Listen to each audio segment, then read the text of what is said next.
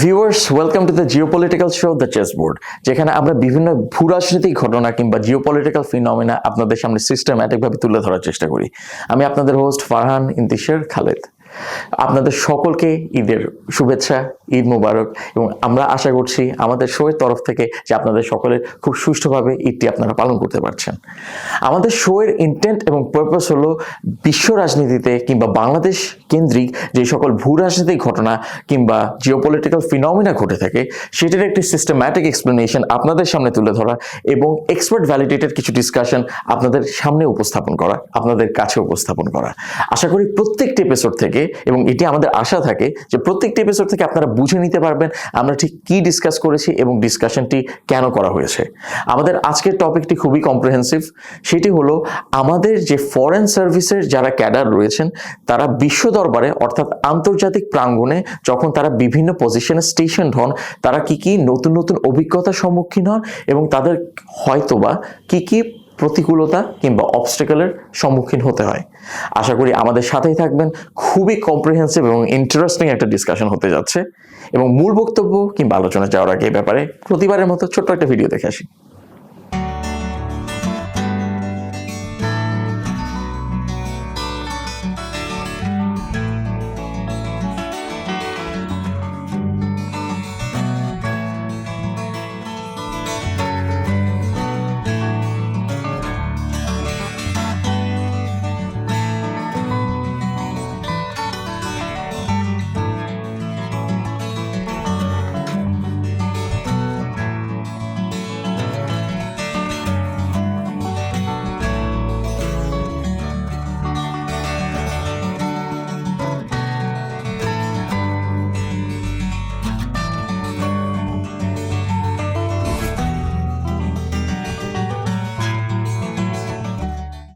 সুপ্রিয় দর্শক, আপনাদের সকলকে স্বাগতম আমাদের শো দ্য চেসবোর্ডে এবং আপনাদের অসংখ্য ধন্যবাদ আমাদের সাথে থাকার জন্য। আমার সাথে স্টুডিওতে উপস্থিত আছেন ambassador Mehedi Hasan. He is the former ambassador to Finland, Norway and Sweden from Bangladesh. Sir, আপনাকে অসংখ্য ধন্যবাদ আমাদের শোতে আমাদের সময় দেওয়ার জন্য। আপনি কেমন আছেন? আমি ভালো আছি, আপনাকেও ধন্যবাদ আমাকে এখানে আমন্ত্রণ জানানোর জন্য। Sir, it is a pleasure and an honour to have you on this platform. Sir, আমি যদি আপনাকে শুরুতেই জিজ্ঞেস করি, আপনার অভিজ্ঞতা নিয়ে আমি আপনাকে জিজ্ঞেস করতে যাব। সেখানে হচ্ছে আপনি তো ফরেন সার্ভিসে জয়েন করেছিলেন as a very promising career. শুরু থেকে এই পর্যন্ত আপনার পথ চলাটা কেমন ছিল যদি আমাদের অডিয়েন্সদেরকে একটু বুঝিয়ে বলতে, কারণ ডিপ্লোম্যাটিক সার্কেল এবং ডিপ্লোম্যাট সম্পর্কে সবার কিন্তু অতটা কম্প্রিহেন্সিভ আন্ডারস্ট্যান্ডিং থাকে না। আকাশের রংধনু দেখতে কেমন লাগে? অনেক সুন্দর লাগে স্যার। আমি ঠিক এক্স্যাক্টলি আমি 7টা দেশে কাজ করেছি। আচ্ছা, আপনি এটাকে রংধনুর 7টা রং বলতে পারেন। অবশ্যই, কারণ সবগুলোরই বিভিন্ন ধরনের সংস্কৃতি, বিভিন্ন ধরনের মানুষ। জি। তো আমি এক বাক্যে যদি বলি যে এখন আমি আমার সেই বিগত সময়গুলোকে কিভাবে দেখি, তাহলে আমি একদম নীল আকাশে একটা রংধনু দেখতে পাই। আচ্ছা, আমার কাছে ঠিক সেরকম মনে হয়। আচ্ছা, এটা একটা কালচারাল এক্সপোজার ছিল। সবসময়ই নতুন পরিবেশ আবিষ্কার, নতুন মানুষ, ভাষার ভিন্নতা, তাদের চলাফেরায় ভিন্নতা, তাদের সবকিছুর একটা স্বকীয়তা। সেই জায়গাটাতে যখন আমরা কাজ করতে যাই তখন স্বাভাবিকভাবে সেটার সাথে অনেক চ্যালেঞ্জ আছে, প্রতিকূলতা কখনো কখনো আসে। সবকিছুকেই সাথে খাপ খাইয়ে নিতে হয় কাজ করবার সময়। সবকিছু মিলিয়ে একটা অপূর্ব অভিজ্ঞতা ছিল। স্যার, কি খাপ খাইয়ে নিতে কোনো সমস্যা হয়েছিল নাকি আপনি খুব ইজিলি অ্যাক্লিমেট করতে পেরেছিলেন? আমার কাছে এখন যদি ফিরে তাকাই আমার কাছে মনে হয় না যে খুব অসুবিধা হয়েছে, মনে হয় নাই। আচ্ছা, কারণ আমরা আসলে আপনি যেটা বললেন যে আমরা যখন এই চাকরিতে শুরু করি, আমরা কিন্তু এই বিষয়টা জেনেই আসি যে আমরা ভিন্ন প্রকৃতি, ভিন্ন আবহাওয়া, ভিন্ন পরিবেশে কাজ করব। আমরা জানি না যে আমি কোন দেশে কাজ করব। আমরা মানসিকভাবে সবসময় তৈরি হয়ে থাকি যে আমাকে 3 বছর পরে আবার অন্য একটা পরিবেশে যেতে হবে। এবং আমি দেখেছি যে আমার সাথে সাথে আমার পরিবারও তারাও কিন্তু তৈরি হয়ে থাকে যে তারা কিছুদিন পর একটা নতুন পরিবেশে যাবে। So আমরা মানসিকভাবে তৈরি থাকি যে আমরা আবার নতুন একটা পরিবেশে গিয়ে খাপ খাইয়ে নিতে হবে। মানে পার্মানেন্সের আইডিয়াটা একেবারে আপনি কি এটাকে বলতে পারেন যে আধুনিক জিপসি? আধুনিক জিপসি, অফকোর্স। আমরা আধুনিক জিপসি। আচ্ছা, আপনি প্রতি 3 বছর পর পর আপনাকে, যেমন বাংলাদেশের মধ্যে যারা সরকারি চাকরি করেন, বাট আমরা এখানে হচ্ছে যে একই সংস্কৃতি, একই মানুষের ভিতরে আছি। আমাদের তফাৎটা এটুকুই যে পুরো সংসার, পুরো সবকিছু গুটিয়ে ব্যাগ এন্ড ব্যাগেজ, আচ্ছা, আপনাকে অন্য একটা সংস্কৃতি, অন্য একটা মানুষ, অন্য একটা পরিবেশ, অন্য একটা আবহাওয়া, জি জি, সবকিছুই ভিন্ন, সেখানে চলে যেতে হয়। আচ্ছা, আমি বলবো যে স্যার মানে পেরিপেটেটিক্স অফ দি এশালনস আপনারা, মানে আপনার ডিপ্লোম্যাটিক সার্কেলে যারা আছেন। তো স্যার আমাদের, আপনি যে ফরেন সার্ভিস আপনি যখন রিক্রুটেড হয়েছিলেন, এটার প্রসেসটা স্যার যদি আমাদের যারা সাধারণ জনতা তাদের বুঝিয়ে বলতেন, কারণ এই স্পেসিফিক কোয়েশ্চেনটা আপনাকে করার একটা মাত্র কারণ, অনেক ক্ষেত্রে দেখা যায় যারা হচ্ছে পাবলিক ইউনিভার্সিটিসের বাইরে থাকে, পাবলিক ইউনিভার্সিটিসের ক্ষেত্রে একটা ফিনোমিনন আপনি খেয়াল করে দেখবেন, তারা আপনার আমাদের যে বাংলাদেশ সিভিল সার্ভিস যে এক্সামিনেশন আছে তার প্রতি একটা অন্যরকম তাদের প্রচেষ্টা রয়ে থাকে। তো সেই ক্ষেত্রে অনেক ইনফরমেশন তাদের কাছে রেডিলি অ্যাভেলেবল থাকে, কিভাবে করে কোন অফিসেসে অ্যাপ্লাই করার আপনার প্রসেসটা কি। কিন্তু অনেক ক্ষেত্রেই আপনার যারা হচ্ছে ইউনিভার্সিটিসের সাথে অ্যাসোসিয়েটেড না, তারা হয়তো জানেই না যে একটা সিভিল সার্ভিসের এক্সাম কিভাবে দিতে হয়, অথবা তারা হচ্ছে যে ফরেন সার্ভিসে কিভাবে রিক্রুটার হতে পারে। এমনও কোয়েশ্চেন স্যার আমরা শুনেছিলাম যে আমাকে একজন জিজ্ঞেস করেছিল যে আমি তো অ্যাম্বাসেডর হতে চাই ফিউচারে, আমি কোন পরীক্ষাটা দিব। এটা উনাদেরকে বাংলাদেশ ফরেন সার্ভিস একাডেমি থেকে কোনো ধরনের অ্যাডমিশনস ফর্ম ছাড়ে নাকি। তো ইট ওয়াজ এ ভেরি ইন্টারেস্টিং কোয়েশ্চেন। তো যেহেতু স্যার একটা কোয়েশ্চেন এমন করা হয়েছে, অনেক মানুষের এমন কোয়েশ্চেন থাকতেই পারে, তাদের মধ্যে যে একটা ভ্রান্তি কাজ করে সেটাকে যদি আপনি একটু অ্যাড্রেস করতেন। ফরেন সার্ভিসে যোগদান করবার জন্য আলাদা কোনো পরীক্ষা নেই। জি, আমাদের যেটা বিসিএস এক্সাম বলে, যেটা আমরা জি জি সরকারি কর্ম কমিশন থেকে যেটা করা হয়, যে পরীক্ষাটা, সেইটাই অন্যান্য ক্যাডার, বাংলাদেশে যতগুলো ক্যাডারে নিয়োগ হয়, সবগুলো ক্যাডারের সাথে পররাষ্ট্র ক্যাডারেও একই সাথে নিয়োগ হয়। তো যখন একটা বিসিএস পরীক্ষা হয়, সেখানে যেভাবে সবাই আবেদন করে ওইটাতেই আবেদন করতে হবে, এবং আমরা তাই করেছি। সেখানে আবেদন করবার পরে আপনি জানেন যে বিসিএস পরীক্ষার প্রথমে প্রিলিমিনারি পরীক্ষা হয়, যেখানে মাল্টিপল চয়েস কোয়েশ্চেন্স থাকে, হয়তো 100টা প্রশ্ন থাকে। সেইখান থেকে হয়তো 1 লক্ষ পরীক্ষার্থী থেকে হয়তো 10,000 বা 20,000 প্রিলিমিনারির পরে তারা সিলেক্টেড হয়। তারপরে আমাদের লিখিত পরীক্ষা হয়। তো সব ক্যাডারের সাথে একই সাথে হয়, আলাদা কোনো কিন্তু কিছু নেই। এরপরে লিখিত পরীক্ষার পরে যারা সেটাতে উত্তীর্ণ হয়, তারপরে তাদেরকে ভাইভাতে ডাকা হয়। তো ভাইভাতে যাদের, এখন নির্ভর করছে যে আপনি আপনার বিসিএস পরীক্ষায় আপনার চয়েস কিভাবে দিচ্ছেন।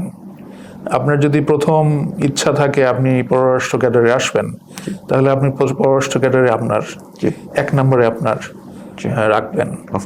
যারা প্রশাসনে কাজ করতে চায় তারা প্রশাসনকে 1 নম্বরে রাখে, যারা ট্যাক্সেশনে কাজ করতে চায়, কর, সেটাতে 1 নম্বরে রাখে, যারা পুলিশে তারা পুলিশে। এভাবে ধারাবাহিকভাবে আপনি আপনার আপনার পছন্দের ক্রমানুসারে আপনি আপনার ক্যাডারগুলোকে সেখানে লিখবেন। এরপরে আপনি যদি পরীক্ষায় আশানুরূপ ফল করেন, সবগুলো মিলে, মানে লিখিত এবং ভাইভাতে, তাহলে আপনি যদি মেধা তালিকায় সেভাবে থাকেন এবং আপনার পছন্দ অনুযায়ী ক্যাডার যদি সে মেধা তালিকায় এসে যায়, তাহলে আপনি পররাষ্ট্র ক্যাডার পেয়ে যাবেন, বা আপনি অন্যান্য যে ক্যাডার চান সেটা এসে যাবে। সেইভাবেই হয়। Sir, might I just say, like you are a shining example of inspiration, যারা হচ্ছে আমাদের শো আজকে দেখছে, যে এবং অধিকাংশ ক্ষেত্রে স্যার মানে ইয়াং স্টুডেন্টদের মধ্যে একটা প্রপেন্সিটি দেখি, তারা তাদের ফার্স্ট চয়েস হিসেবে ফরেন ক্যাডার কে রাখবে। তা আপনাকে দেখি তারা হয়তো ইন্সপায়ার্ড ফিল করবে যে না, this is a man of dignity, তাকে আমাদের ফলো করা উচিত। তো স্যার, আপনি যে ফরেন সার্ভিস, আপনি যখন রিক্রুটেড হয়েছিলেন as a foreign service cadre, তো সেক্ষেত্রে আপনাদেরকে কি কি বিষয়ে ট্রেনিং দেওয়া হয়েছিল, এবং আপনার ট্রেনিং প্রসেসটা আপনার জন্য কেমন ছিল? সরকারি চাকরির যে সবগুলো ক্যাডারের প্রথমেই আমাদের যেটা করতে হয় সেটা হচ্ছে একটা বুনিয়াদী প্রশিক্ষণ, যেটাকে আমরা ফাউন্ডেশন বলি, ইংরেজিতে ফাউন্ডেশন কোর্স এই সাভারে BPATC-তে হয়, বাংলাদেশ পাবলিক অ্যাডমিনিস্ট্রেশন ট্রেনিং সেন্টারে। সেখানে আমাদের সময় 4 মাস ছিল। সেখানে সব ক্যাডার আসে একসাথে, প্রত্যেকটা গ্রুপ থেকে সব ক্যাডারের সবাইকেই ওটা করতে হয়। সেইটার পরে আমাদের পররাষ্ট্র ক্যাডারের জন্য বা প্রত্যেকটা ক্যাডারের জন্য তাদের বিশেষায়িত প্রশিক্ষণ আছে। আমাদেরটা সেই সময় আমাদের সময় ছিল 6 মাস আমাদের ফরেন সার্ভিস একাডেমিতে, যেটা আপনি এখন যে আগে সেটা রাষ্ট্রীয় অতিথি ভবন ছিল সুগন্ধা এক সময়, তারপরে সেটা পরবর্তীতে ফরেন সার্ভিস একাডেমি, আপনি জানেন এখন সেখানে নতুন স্থাপনা হয়েছে, সেখানে এখনো ট্রেনিং হয়। তো সেখানে আমাদের 6 মাস কোর্স ছিল এবং আমরা আসলে পররাষ্ট্র ক্যাডারে বা যে কোনো ক্যাডারে কিন্তু বিভিন্ন বিষয় থেকে ছাত্রছাত্রীরা পরীক্ষা দিয়ে তারপরে, বা যে কোনো ব্যক্তি, কেউ ইংলিশ কেউ বাংলা, যে কোনো ধরনের বিষয় থেকে আসে। তো এই প্রশিক্ষণটা আপনাকে এই সব কিছুর আপনাকে মানে আপনার যেই ফাউন্ডেশন বা বুনিয়াদ সেইটা তৈরি করবার জন্যে, পররাষ্ট্র ক্যাডারে কাজ করবার জন্যে আপনাকে যেই ফাউন্ডেশনটা করে দেওয়ার প্রয়োজন সেটা এখানে হয়। সেই যেমন ধরেন বিশ্ব গ্লোবাল হিস্ট্রি, তারপরে বাংলাদেশের হিস্ট্রি, ফরেন পলিসি, তারপরে ফরেন পলিসি থিওরিজ, এবং আপনি সেটাকে আবার কিভাবে বাস্তবায়ন করবেন পৃথিবীর বিভিন্ন এক্সাম্পল দিয়ে। তারপরে আপনি একজন ডিপ্লোমেট হিসেবে, কূটনীতিক হিসেবে কাজ করতে গেলে আপনার কমিউনিকেশন স্কিল থাকতে হবে। সেইটা করবার জন্য আপনি কি কি থাকতে পারে, যেমন আপনার প্রেজেন্টেশন স্কিল, যেমন আপনার সেট স্পিচ বা এক্সটেম্পোরারি স্পিচ, এই ধরনের বিষয়গুলো, নেগোসিয়েশন কিভাবে করবেন, অথবা আপনি চিঠি কিভাবে লিখবেন, ডিপ্লোম্যাটিক যে বিভিন্ন চিঠিপত্র আছে সেগুলো কিভাবে লিখবেন, আপনি রিপোর্ট কিভাবে লিখবেন, আপনি মানে ম্যানার্স এটিকেট, যেটা আপনি কিভাবে অন্য সাথে কিভাবে কথা বলবেন, কিভাবে পোশাক পরবেন, এগুলো আছে ডিপ্লোম্যাটিক ম্যানার্স অ্যান্ড এটিকেটসের মধ্যে। খেলাধুলা, সংস্কৃতি চর্চা, সবকিছুই একটা সাধারণ মানুষের একটা সাধারণ পরিবেশে গিয়ে আপনি যখন কাজ করবেন, আপনি যেহেতু বাংলাদেশকে রিপ্রেজেন্ট করতে যাবেন কোথাও, একজন সাধারণ মানুষ হিসেবে অন্য একটা সমাজে গিয়ে আপনি মিশবেন, তো সেখানে আপনি সাধারণ মানুষের মতো আপনাকে আচরণ করতে হবে। অবশ্যই, কিন্তু সেই সাধারণ মানুষের মতো আচরণ করতে গেলে আপনাকে আপনার দেশ সম্পর্কে জানতে হবে এবং আপনি যেই দেশে যাচ্ছেন তার সম্পর্কে জানতে হবে। তো এই কাজটা করতে গেলে আপনার এই যে বিভিন্ন বিষয়গুলো বললাম সেগুলোই প্রশিক্ষণ দেওয়া হয়।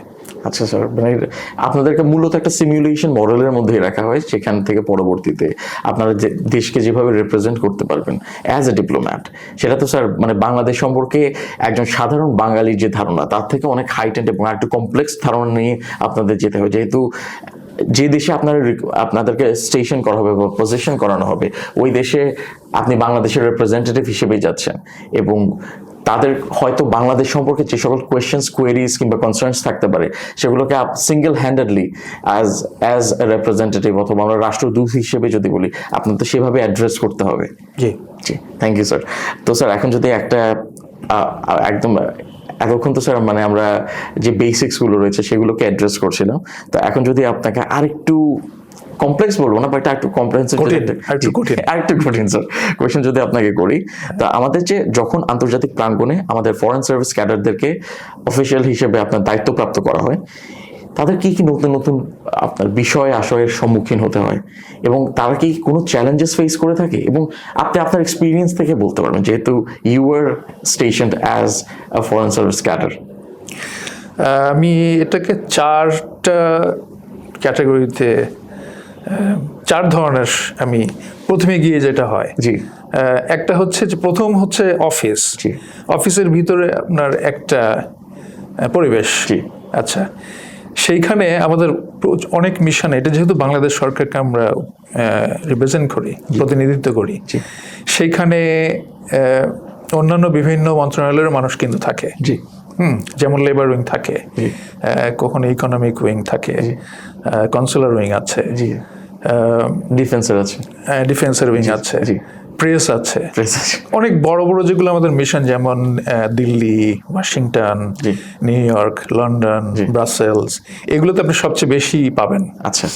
তো যে আমার যেমন শুরু হয়েছিল নিউ দিল্লি থেকে, তো সেখানে সব আমি যা যা বললাম সব ধরনের মানুষ সেখানে আছে। ওইটা হচ্ছে আপনার ভিতরের একটা পরিবেশ, সেইখানে খাপ খাইয়ে নেওয়া। কারণ বাংলাদেশের কোথাও কিন্তু এই সেট আপটা নাই। আছে কি একসাথে বিভিন্ন ডিপার্টমেন্টের মানুষ একটা অফিসে কাজ করছে? না, এটা কিন্তু কোথাও নেই। এটা একটা নতুন পরিবেশ।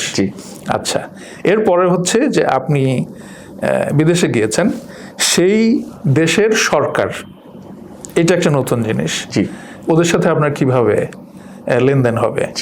তারপর হচ্ছে সেই দেশের মানুষ, আপনি তো তাদের সম্পর্কে মানে আপনি হয়তো পড়ে গিয়েছেন যে তারা এরকম, তারা সেরকম, কিন্তু ওখানে গিয়ে আপনি উপলব্ধি করবেন যে আসলে তারা কেমন। আপনাকে তার মাঝখানে আপনাকে ফেলে দেওয়া হলো, আপনি সেই জায়গাটাতে আপনি কিভাবে চলাফেরা করবেন, কিভাবে কথা বলবেন, কিভাবে আপনি নিজেকে উপস্থাপন করবেন। 3টা হলো। আর 4 হচ্ছে আপনার একটা কমিউনিটি আছে, হয়তো দিল্লিতে ছিল না, কিন্তু যেমন আমি মধ্যপ্রাচ্যে ছিলাম এক সময়, বিরাট বাংলাদেশ কমিউনিটি আছে, ওইটা আপনার জন্য আরেকটা নতুন অভিজ্ঞতা।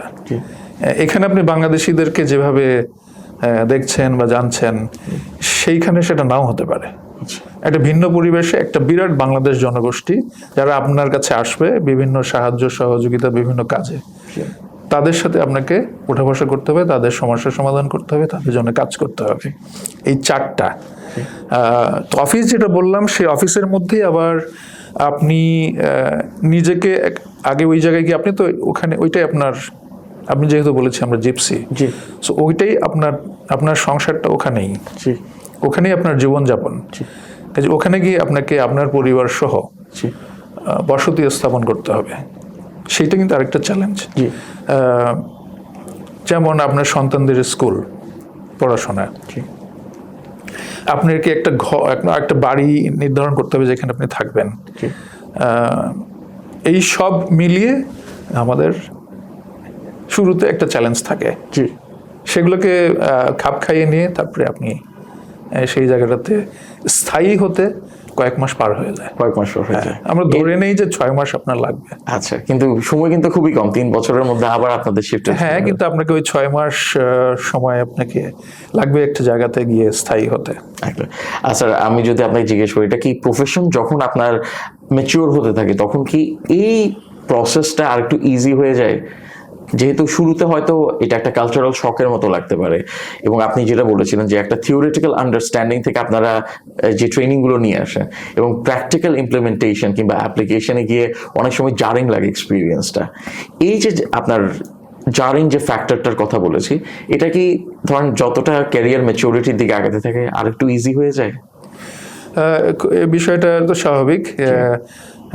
এই জীবনে যখন আমরা অভ্যস্ত হয়ে যাই, তখন আমি এবং আমার সাথে সাথে আমাদের পরিবার যারা এটার সাথে সাথে ঘুরতে থাকে, এক জায়গা থেকে আরেক জায়গায়, তখন আরেকটা জায়গায় গিয়ে খাপ খাইয়ে আমরা জানি যে আমাদের তখন কি কি পদ্ধতির মধ্যে দিয়ে যেতে হবে। কিন্তু একজন নতুন কর্মকর্তা যার আমি ধরে নিলাম প্রথম পোস্টিং, তার মাঝে যেমন এক ধরনের উচ্চাকাঙ্ক্ষা থাকে, উচ্ছ্বাস থাকে অনেক, একেবারেই নতুন জীবন, নতুন প্রফেশন, তাদের উচ্ছ্বাস অনেক বেশি থাকে।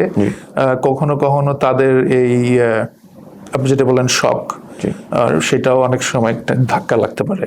হ্যাঁ, উদাহরণ দিই, যেমন ধরেন আপনি শুরুতেই যদি শীত প্রধান দেশে শীতের মধ্যে গিয়ে যদি উপস্থিত হন, হ্যাঁ, যেমন সুইডেন আমি যেখানে ছিলাম, অথবা মস্কোতে আমি একসময় ছিলাম, আপনি যদি শীতের মধ্যে গিয়ে উপস্থিত হন নভেম্বর ডিসেম্বর এই সময়, তাহলে যে প্রথম পোস্টিং এ যাচ্ছে জীবনের, ধরেন আপনি গেলেন, আপনি প্রথমে গিয়ে একটা ধাক্কা খাবেন। আপনি হঠাৎ দেখবেন আপনার চারপাশে যাই দেখছেন পুরোটাই বরফে মোড়া এবং অনেক শীত। এই কেমন শীত সেটা আপনি এখানে উপলব্ধি করতে পারবেন না, সেটা আপনাকে কাবু করে ফেলতে পারে। একটা ইনিশিয়াল ধাক্কা, এটা আমি দেখেছি কম বেশি সবারই হয় যদি সে শীতের মধ্যে যায়। এরকম বিষয়গুলো থাকে আর কি। আচ্ছা, আসলে খুবই ইন্টারেস্টিংলি আপনি কথাটা বললেন, এবং আমাদের কাছে মনে হয়েছে যে এই পার্সপেক্টিভটা আসলে একটু হাইলাইট করা দরকার, বিকজ ইটস নট অল মানে গোল্ডেন রোজেস, যে আমাদের বুঝতে হবে যে আপনার প্র্যাকটিক্যাল অ্যাপ্লিকেশনটাও একটু জারিং হতেই পারে, এটা সবার জন্যই। তো স্যার, আমি যদি বলি, আপনারা তো as ambassadors and as diplomats, you represent the country to a different country, এবং সেই দেশের সাথে বাংলাদেশের ইন্টারেস্ট রিলেটেড যে সকল ডিসকাশনস রয়েছে সেই ডিসকাশনগুলোতে আপনারা এগিয়ে থাকেন, এবং তাদের সরকারের সাথে কিন্তু মূলত মানে as representatives you communicate with their community এবং দেয়ার গভর্নমেন্ট। তো স্যার, আমাদের যে ডিপ্লোম্যাটিক কমিউনিটি অন্য একটা দেশের স্টেশন থাকে, অথবা শুধু ডিপ্লোম্যাটিক কমিউনিটিও যদি না বলি, শুধু যদি বলি যে আমাদের ডিপ্লোম্যাট, দেয়ার ফ্যামিলি এবং দেয়ার অফিসেস, তারা ওই দেশের সরকার থেকে ঠিক কেমন সহযোগিতা কিংবা অ্যাসিস্ট্যান্স পেয়ে থাকে? আমি বাংলাদেশ থেকে শুরু করি, তাহলে হয়তো বুঝতে সুবিধা হবে। জি জি। যেমন বাংলাদেশে যারা ডিপ্লোম্যাট হিসেবে কাজ করছে, বিদেশি জি জি। ডিপ্লোম্যাটস, জি। কূটনীতিবিদ, আচ্ছা। তাদের কাছে কিন্তু বাংলাদেশ পোস্টিংটা একটা সোনার হরিণের মতো, কারণ তারা এখানে এসে রাজার মতো থাকে। তাই? হ্যাঁ। আচ্ছা।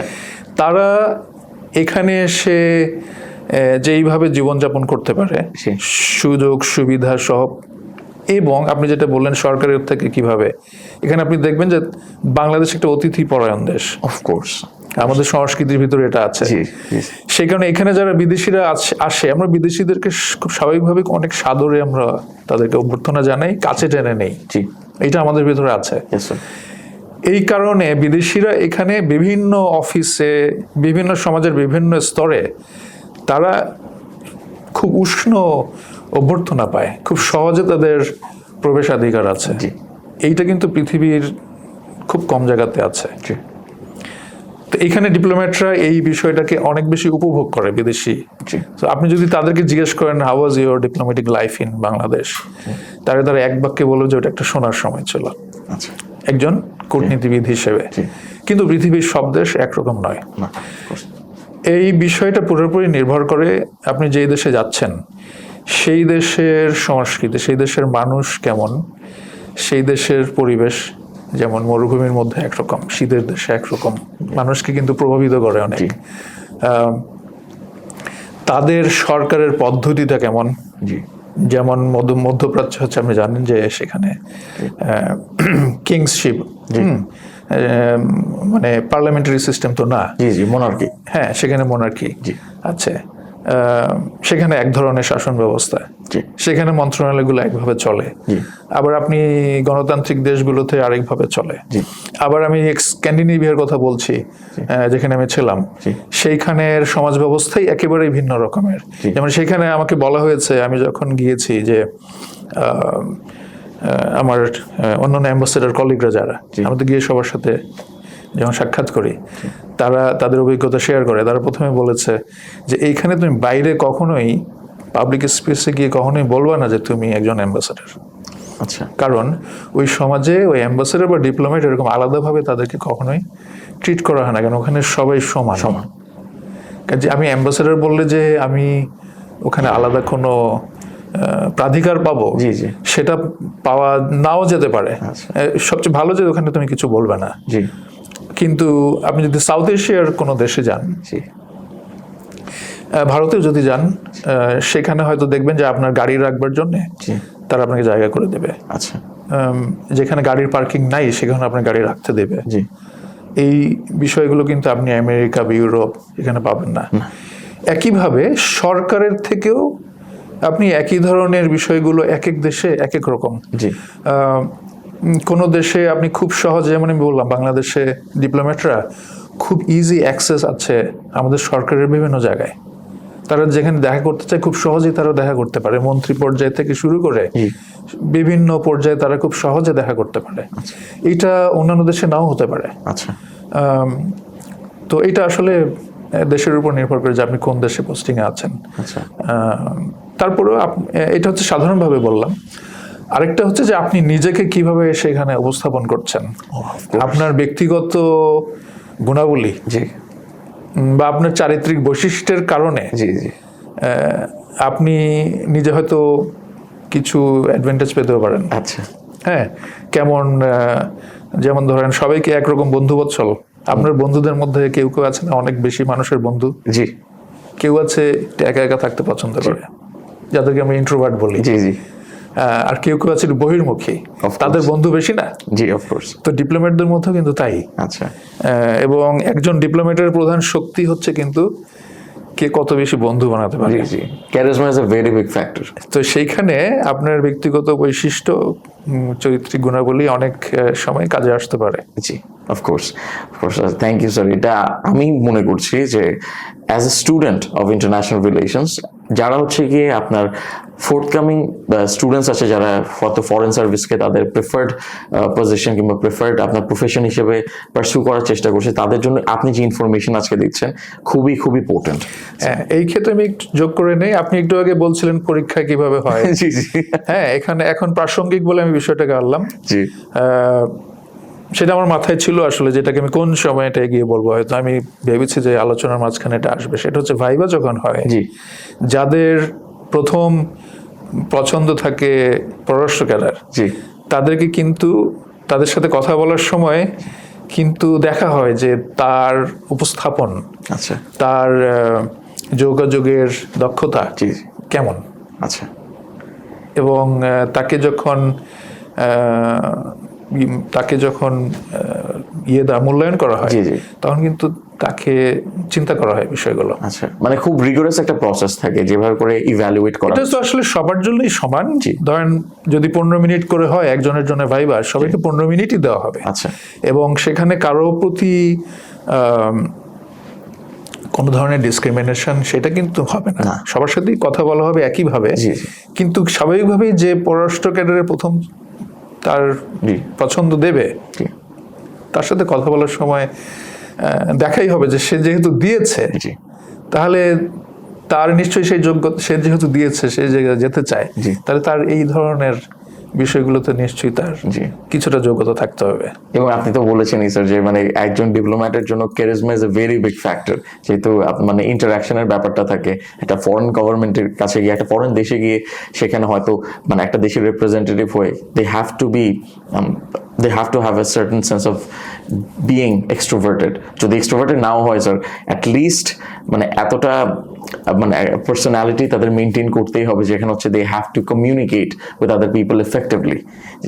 এই ব্যাপারটা আসলে ইউনিভার্সিটি লাইফেই আমি বলবো, if not before, prior to having a university life, এই ব্যাপারটাকে এই আন্ডার গ্রাজুয়েট ডিগ্রি পারসিউ করার সময় অবশ্যই একটু শেপ অ্যান্ড ফর্মে আনা উচিত। হ্যাঁ, এবং সাধারণ যেমন আপনি ছাত্রদের কথা বলেছেন, জি। আপনার বন্ধুদের মধ্যে যাদের অনেক অনেক বন্ধু, যারা বন্ধু বৎসল, জি যে সবগুলো সার্কেলে বিভিন্ন গ্রুপে যে যেতে পারে, সবার সাথে তার সম্পর্ক আছে, জি সে যদি ধরেন কোন একটা ভোটে দাঁড়ায়, সে অনেক বেশি ভোট পাবে না? Of course sir. এই আন্তর্জাতিক অঙ্গনে কিন্তু অনেক ভোটাভুটি হয়, জি জি যেমন জাতিসংঘে। জি তখন কিন্তু এই বিষয়গুলো আপনাকে অনেক সাহায্য করে। যেমন আপনার এখন কোনো একটা বাংলাদেশের পক্ষে কোনো একটা বিষয়ে ভোট হবে, আপনার সমর্থন প্রয়োজন, তা আপনার যত বেশি বন্ধু থাকবে, জি আপনি তত বেশি সফল হবেন জি এই বিষয়টাতে। এটা কি ঠিক আপনার এই ব্যক্তিগত জীবনের বিষয়টাকেই আপনি আরেকটু বড় পরিসরে দেখেন? ঠিক একই জিনিস হয় অফকোর্স স্যার। আমাদের এই মানে সেম রুলই অ্যাপ্লাই করছে, কিন্তু ডিফারেন্ট সিনারিও। ডিফেন্সিভ সিনারিওতে। Thank you so much sir. Sir, এখন যদি একটা হাইপোথেটিক্যাল সিনারিও আপনার সামনে আমি তুলে ধরি। হাইপোথেটিক্যাল বলে স্যার ভুল হবে, মানে ইট ইজ এক্সিস্টিং, এবং এটার অ্যাডভেন্ট কিন্তু এখন না, এটা অনেক আগে থেকেই আমরা শুনে এসেছি, দেখে এসেছি। সেটা হচ্ছে স্যার হস্টেলিটির কনসেপ্টটা কিংবা ফ্যাক্টরটা আমি এখানে তুলে আনছি এটা বলার জন্য যে বাংলাদেশের ফরেন সার্ভিস অফিসিয়ালস ধরুন এমন একটা দেশের স্টেশনড আছে as part of their job, যেখানে হয়তো মানে সেই দেশের সাথে হয়তো বাংলাদেশের একটা হস্টাইল সিচুয়েশন কিংবা কমিউনিকেশনের মধ্যে একটা হস্টিলিটি কাজ করছে। তো সেই ক্ষেত্রে কি আমাদের যে ডিপ্লোম্যাটিক কমিউনিটি সেখানে আপনার প্রেজেন্ট এবং পজিশন থাকবে, তাদের কি কোনো ধরনের আমি কম্প্রোমাইজিং সিচুয়েশন ওয়ার্ডটা ইউজ করতে চাচ্ছি না, বাট তাদের কি সিকিউরিটির কোনো কনসার্ন থাকে না, অথবা তাদের অন্য কোনো সমস্যার সম্মুখীন হতে হয় নাকি প্রতিকূলতার দিক দিয়ে? বাস্তব অভিজ্ঞতা থেকে বলি, জি। আপনি এখন যেমন দেখতে পাচ্ছেন, জি ধরেন যে ইরাকে একটা গ্রিন জোন আছে, ডিপ্লোম্যাটিক গ্রিন জোন। আচ্ছা কেন? কারণ ওখানে বিশেষ করে আমেরিকান জি কূটনীতিবিদদের তাদের নিরাপত্তার একটা শঙ্কা আছে এবং আপনি দেখেন সেখানে বোমা পড়ছে, তো তারা কি শহরের বিভিন্ন প্রান্তে কিন্তু তারা ইচ্ছা মতো ঘুরে বেড়াতে পারে না, অফকোর্স তাদেরকে একটা সাবধানে চলাফেরা করতে হয়। এটা কি একটা আলাদা কম্পাউন্ডের মতো থাকে স্যার? সেটা আমি ইরাকের একটা স্পেশাল সিচুয়েশন সেইটার কথা বলছি। জি জি আপনি যেহেতু স্পেশাল সার্কামস্টেন্সের কথা বলছেন, বিশেষ অবস্থা, জি জি বিশেষ অবস্থা, তো সেইখানে তো ডিপ্লোম্যাটদের একটা জীবনের সংখ্যা আছে তার, সেটা তাকে সাবধানে চলতে হয়। জি এটা এক ধরনের। আরেক ধরনের হয় যে কখনো কখনো দুই দেশের মধ্যে রেষারেষি। জি আপনি কিছুদিন আগে দেখেছেন বাংলাদেশের ভারতের বিভিন্ন দূতাবাসে, হ্যাঁ দিল্লিতে, তারপরে ত্রিপুরাতে, সেই সব জায়গায় বিক্ষোভ হয়েছে। তো এই ধরনের আপনার বিষয়গুলো আসতে পারে। তারপরে মিয়ানমারের একটা বিশেষ অবস্থা ছিল গত কয়েক বছর ধরে, সেখানে অবস্থা এমন হচ্ছে যে আপনার ব্যাংকিং সিস্টেমও চলছে না ঠিক মতে। বিদেশে আপনি ওই ব্যাংকে দেশ থেকে টাকা পাঠাতে পারছেন না, তাহলে ওই দূতাবাসগুলো কিভাবে চলবে? অফকোর্স, হ্যাঁ, স্পেশাল সিচুয়েশন। তো এরকম সিচুয়েশন আসতেই পারে। সেইখানে আসলে হোস্ট গভর্নমেন্ট আপনার আন্তর্জাতিক যেই বিধিবিধান আছে, যেমন আমাদের ডিপ্লোম্যাটিক রীতিনীতির জন্য, আমাদের ডিপ্লোমেসি কন্ট্যাক্ট করবার জন্য আপনি জানেন জেনেভা কনভেনশন আছে, ডিপ্লোম্যাটিক রিলেশনস 1963 এবং 1961। Vienna convention on diplomatic relations and Vienna convention on consular relations, দুটো। এইখানে বলে দেওয়া আছে যে কিভাবে আপনি এই বিষয়গুলোকে পরিচালনা করবেন, কিভাবে কূটনীতিবিদরা একটা দেশে গিয়ে কাজ করবে, একটা দেশের সরকার তাদেরকে কি কি ধরনের সাহায্য সহযোগিতা দেবে, সেটা সেখানে পরিষ্কার করে বলে দেওয়া আছে। সেই অনুযায়ী ধরেন আপনি ভারতের কথাই যদি বলেন বা ইরাকের কথা বললাম আমি, অথবা বাংলাদেশে, সেই দেশের সরকার তাদের পুরো নিরাপত্তার ব্যবস্থা করবে। আমি যখন দিল্লিতে গেলাম 2001 সালে, তার আগেই আপনার যদি মনে থেকে পাদুয়া একটা ঘটনা ঘটেছিল, বর্ডারে আমাদের কিছু ক্ল্যাশ হয়েছিল ভারতের সাথে, তখন আমাদের দূতাবাসে আক্রমণ হয়েছিল, আমি ঠিক ওই সময় ওখানে গিয়েছি। আচ্ছা, তো স্বাভাবিকভাবে সেই দেশের জনগণ অনেক তাদের উষ্ণা প্রকাশ করার জন্য আমাদের দূতাবাসের কাছে এসে তারা বিক্ষোভ প্রদর্শন করছে। সেখানে কখনো কখনো তারা ভায়োলেন্ট হয়ে যায়, দূতাবাসের দিকে হয়তো আপনি ঢিল ছুটছেন, কয়েকটা ঢিলের সাথে আপনার কাঁচ ভেঙেও দিচ্ছে। আচ্ছা, আপনি একটা নিরাপত্তাহীনতায় ভুগবেন তখন, এবং আপনি ওই পরিস্থিতিতে কিন্তু আপনি বাইরে যেতেও আপনাকে খুব সাবধানে, কিছু সময় হয়তো সাবধানে চলাফেরা করতে হবে। কিন্তু সেই সময় আপনার স্বাগতিক দেশ সব ধরনের নিরাপত্তার আসলে ব্যবস্থা করে। আচ্ছা, সেই স্বাগতিক দেশ আসলে নিরাপত্তার ব্যবস্থা করে থাকে। স্যার, আপনি এখানে ইরাকের প্রসঙ্গটা তুলে ধরলেন, আমরা দিল্লি সম্পর্কেও জানতে পারলাম। শুধু দিল্লি না, আগারতলা আমাদের যে অ্যাসিস্ট্যান্ট হাই কমিশন ছিল, সেখানে হচ্ছে গিয়ে শুধুমাত্র যে ভাঙচুর করা হয়েছে তা না, আমাদের পতাকাকে পুড়িয়ে ফেলা হয়েছিল। এবং পরবর্তীতে December 20, if I'm correct, of the same year, সেখানে গিয়ে আমাদের নিউ দিল্লিতে আমাদের যিনি হাই কমিশনার ছিলেন ফ্রম বাংলাদেশ টু ইন্ডিয়া, তাকে হচ্ছে কি আপনার ডেথ থ্রেটস দেওয়া হয়েছিল একটা হিন্দু আপনার সংঘ থেকে। তো এই যে ডিপ্লোম্যাটিক এক্সকারশন গুলো হয়ে থাকে এবং এমন ইনঅ্যাপ্রোপ্রিয়েট এবং আনফরচুনেট সিচুয়েশনের সম্মুখীন হতে হয় আমাদের ফরেন অফিশিয়ালসদের, তো এই যে সিচুয়েশনগুলো, আপনি তো সিমুলেশনের আমরা কথা বলেছিলাম, ট্রেনিং দেওয়া হচ্ছে আপনাদেরকে, বিভিন্ন এটিকেট সম্পর্কে জানানো হচ্ছে, এমনকি খেলাধুলা এবং কালচারাল অ্যাফেয়ার্স সম্পর্কেও আপনাদের শেখানো হয়। তো এই যে এই অপ্রীতিকর সিচুয়েশনগুলোতে হয়তো পড়তে হতে পারে, because we never may know যে সামনে কি হতে পারে। তো এই সিচুয়েশনগুলোর জন্য কি স্যার ট্রেনিং দেওয়া হয়, কিংবা এমন কোনো আপনার সিচুয়েশনের কোনো সিমুলেশন আপনাদের বোঝানো হয় যে এই ধরনের কন্ডিশনস যদি হয় তাহলে এভাবে রিঅ্যাক্ট করতে হবে? এই বিষয়গুলো আসলে সিমুলেশন করে, যেমন ধরেন মিলিটারি হয় যেটা এক্সারসাইজ হয়, আচ্ছা, হ্যাঁ, অথবা নেগোসিয়েশনের জন্য হয়। আচ্ছা, আপনি মক নেগোসিয়েশন করেন, হ্যাঁ, এরকমগুলোর করা একটুখানি কঠিন আছে। কিন্তু অবশ্যই আমরা আমাদের ট্রেনিং এর সময় আমরা এই ধরনের পরিস্থিতিগুলো নিয়ে তো আমাদের আলোচনা হয়, ব্যাখ্যা করা হয় যে এই ধরনের পরিস্থিতিগুলোর আমরা সম্মুখীন হই, এবং এই পরিস্থিতিগুলো কিন্তু কোনোটাই কিন্তু ইউনিক না, এক একটার এক এক ধরনের বৈশিষ্ট্য। এবং ওই পরিস্থিতিতে আপনাকে কখনো কখনো নতুন পরিস্থিতিতে আপনাকে আপনার বুদ্ধিমত্তা ব্যবহার করতে হবে। সেই সাথে আমি যেটা বললাম যে ডিপ্লোম্যাটিক কনভেনশনস অনুযায়ী স্বাগতিক সরকার ব্যবস্থা গ্রহণ করবে, সেই জিনিসগুলো আপনার জানা থাকতে হবে যে সেই দেশের সরকারের কাছে আপনি কি ধরনের সহযোগিতা চাইবেন। হঠাৎ করে একটা মব আসলো, অনেক সময় দেখা গেল যে আপনার দেশের মানুষই এবার বিক্ষোভ করতে চলে আসছে হঠাৎ করে, সেরকমও কিন্তু পরিস্থিতি হয়। তো সেই সময় আপনি কিভাবে হ্যান্ডেল করবেন জিনিসগুলো। কখনো কখনো আমরা তাদের দেশের নিরাপত্তাকে আরো বেশি নিরাপত্তা দিতে বলি, কখনো আবার রাষ্ট্রদূতেরা বা ডিপ্লোম্যাটরা নিজেরাই গিয়ে আমাদের কমিউনিটির সাথে আলাপ আলোচনা করে অনেক সময় সমাধান করে ফেলে পরিস্থিতির উপর নির্ভর করে। এমনও অনেক সিচুয়েশন আমরা পড়েছি যে আপনার দেশের, যেমন আমি বললাম মধ্যপ্রাচ্যে আমাদের বিরাট কমিউনিটি আছে, হয়তো আপনার সামনে 400 বা 1000 মানুষের একটা ক্রাউড আছে, তারা আপনার উপরে, সরকারের উপরে কোনো কারণে অনেক রাগ হয়ে আছে তারা। আপনি তাদেরকে কিভাবে ঠান্ডা করবেন, কিভাবে তাদের প্রশ্নের উত্তর দেবেন, অনেক সময় নির্ভর করে আপনার ব্যক্তিগত দক্ষতার উপরে। আচ্ছা স্যার। কিন্তু আপনি এইগুলো আসলে আপনি যতই এই কাজগুলো করতে করতে আপনার হয়তো সেই বিষয়গুলো সম্পর্কে এক ধরনের ধারণা আসবে যে আপনি এই পরিস্থিতিতে কিভাবে মোকাবেলা করতে পারেন। আচ্ছা স্যার।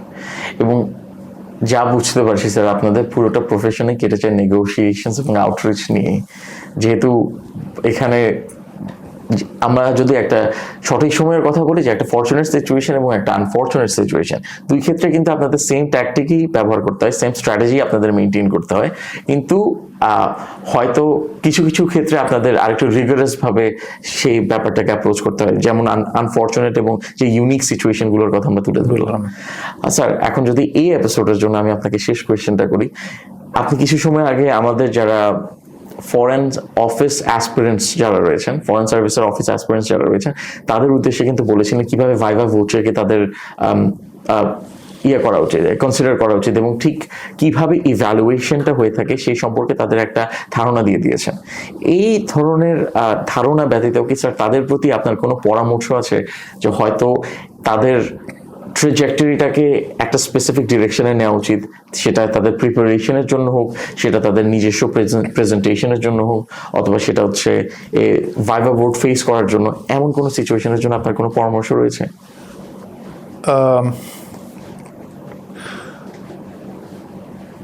একজন কূটনীতিক হিসেবে আপনাকে বিভিন্ন জায়গায় গিয়ে কথা বলতে হবে, অফকোর্স, যেহেতু আপনি আপনার দেশকে প্রতিনিধিত্ব করছেন। জি স্যার। তা আপনাকে সবসময় কথাই বলতে হবে, এবং আপনার বুদ্ধিকে কাজে লাগাতে হবে, এবং মানুষের সাথে মিশতে হবে অবশ্যই। তাহলে সেটার জন্য আপনার কি কি গুণাবলী থাকা দরকার? আপনাকে কথা বলবার, খুব স্বাচ্ছন্দ্যে কথা বলবার গুণাবলী রপ্ত করতে হবে, এবং আপনি অনেক সময় আপনি একই দিনে বা কিছুক্ষণ পরপরই ভিন্ন সংস্কৃতির মানুষ বা ভিন্ন পরিবেশে আপনি পড়বেন। তো আপনাকে সেটার সাথে খাপ খাইয়ে নিতে হবে। তো সেই ক্ষেত্রে আপনি অবশ্যই একজন যিনি আসতে চান এখানে, তিনি চর্চা করবেন যে কিভাবে কথা বলতে হবে, কিভাবে নিজেকে উপস্থাপন করতে হবে, সেই বিষয়গুলোকে চর্চা করতে হবে। অফকোর্স আপনি কি দেশ সম্পর্কে আপনাকে জানতে হবে, অবশ্যই নিজের দেশ, নিজের মানুষ, সংস্কৃতি। আপনি যদি সংস্কৃতি চর্চা নাও করেন, কিন্তু বাংলাদেশে কি কি হয় সেগুলো সম্পর্কে আপনি একটা থিওরিটিক্যাল আন্ডারস্ট্যান্ডিং থাকা উচিত, আপনার একটা ধারণা, থিওরিটিক্যাল অথবা প্র্যাকটিক্যাল। আপনি পহেলা বৈশাখে বের হতে হবে, ঘরের মধ্যে বসে পহেলা বৈশাখ দেখলে হবে না, কারণ এইটাকে আপনার বাংলাদেশকে বোঝাতে হলে আপনাকে পহেলা বৈশাখ বলতেই হবে। অফকোর্স। দেশের আপামর জনসাধারণ যাতে অংশগ্রহণ করে, জি সেটা কেমন, জি সেটা আপনাকে বলতে হবে, উপস্থাপন করতে হবে, আপনাকে পালন করতে হবে। Of course sir. হ্যাঁ, সেটা আপনি কিভাবে করবেন। তো একজন এখানে যিনি আসতে চান তাকে সেই বিষয়গুলোকে মাথায় রেখে তার নিজেকে তৈরি করতে হবে, যেন তার কথা বলবার একটা স্বাচ্ছন্দ্য, অনেক মানুষের সাথে কথা বলবার বা নিজেকে উপস্থাপন করবার, যে কোনো যুক্তিতর্ক উপস্থাপন করবার চর্চা করতে হবে। Thank you so much sir. এবং আপনি এখানে যে কথাটা বলছেন যুক্তি তর্কের ব্যাপারটা এবং বাংলাদেশ সম্পর্কে জানা, বাংলাদেশ সম্পর্কে আমরা কিন্তু বাঙালি হয়েও, বাংলাদেশি হয়েও কিন্তু অনেক কিছুই স্যার জানি না। হয়তো একটা আমাদের সংস্কৃতি সম্পর্কে একটা আইডিয়া হতে পারে, অথবা আমাদের পলিটিক্স সম্পর্কে একটা আইডিয়া হতে পারে। এই ব্যাপারগুলো সম্পর্কে কিন্তু আমি আমার ইন্টারভিউ শুরুতে আপনাকে বলেছিলাম যে হয়তো একজন সাধারণ বাঙালি থেকে আপনাদের আরেকটু বেশি জানতে হয়, যেহেতু আপনারা দেশকে রিপ্রেজেন্ট করছেন এবং আপনাদের ইনফরমেশনের মধ্যেও একটা স্পেসিফিক অ্যাকুরেসি রাখতে হয়। আমরা কিন্তু এখন খুবই আনফর্চুনেট কিছু ইনস্ট্যান্সের সম্মুখীন হয়ে, যেখানে দেখা যায় আমাদের দেশ সম্পর্কে একটা জিনিস জিজ্ঞেস করলে আমার জেনারেশনের হয়তো অনেকেই সেভাবে সঠিকভাবে বলতে পারবে না, হয়তো আমিও কোনো একটা অপ্রীতিকর সিচুয়েশনের সম্মুখীন হতে পারি। তো সেক্ষেত্রে স্যার যেহেতু বলেছেন এখানে আমাদের নিজের দেশ সম্পর্কে জানতে হবে, নিজের সংস্কৃতি সম্পর্কে জানতে হবে, এবং অবশ্যই যে ফ্যাক্টরটা আপনি খুব ভিহেমেন্টলি এমফাসাইজ করেছেন সেটা হচ্ছে কি একটু আউটগোয়িং হতে হবে, মানুষের সাথে মিশে, তাহলে বোঝা যাবে যে আমি কতটুকু নিজেকে আমার দেশের রিপ্রেজেন্টেটিভ হিসেবে ওয়ার্ল্ড স্টেজে রিপ্রেজেন্ট করতে পারবো। স্যার আপনাকে অসংখ্য ধন্যবাদ এই এপিসোডে থাকার জন্য, এবং পরবর্তী একটা এপিসোড আপনার সাথেই আছে। আপনাকে ধন্যবাদ, এবং যারা এই অনুষ্ঠানটা দেখছেন দর্শকদেরকেও ধন্যবাদ। আচ্ছা, থ্যাংক ইউ স্যার। তো সুপ্রিয় দর্শক, আপনাদের ধন্যবাদ আমাদের সাথে থাকার জন্য। যদি আমাদের এপিসোডগুলো আপনাদের ভালো লেগে থাকে তাহলে অবশ্যই আমাদের ফেসবুক এবং ইউটিউব পেজে গিয়ে লাইক এবং সাবস্ক্রাইব করবেন রেসপেক্টিভলি, এবং আমাদের ভিডিওগুলোতে কমেন্ট করে জানাবেন যে ঠিক কী ধরনের ডিসকাশন আপনারা দেখতে চান। Your show, you make the decision. Thank you so much.